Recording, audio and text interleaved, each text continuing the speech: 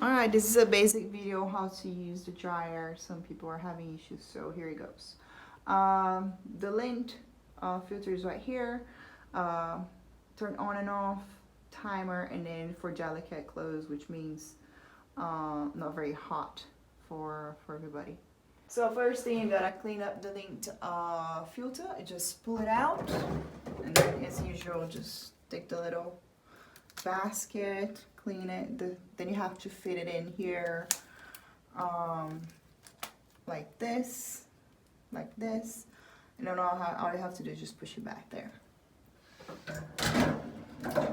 So afterwards, you gotta go into, this is the timer, and then here it tells you the size of load. So number 1, 2, 3, 4, and 5, it goes into here. So let's say your clothes are up to the 3rd level here. You gotta push it to, just rotate it into number 3, close the door, push it to clean, to turn it on, and then it's for delicate. So I advise delicate clothing for underwear, socks, and everything that has elastic or stretchy, so it's not as hot as just the regular cycle.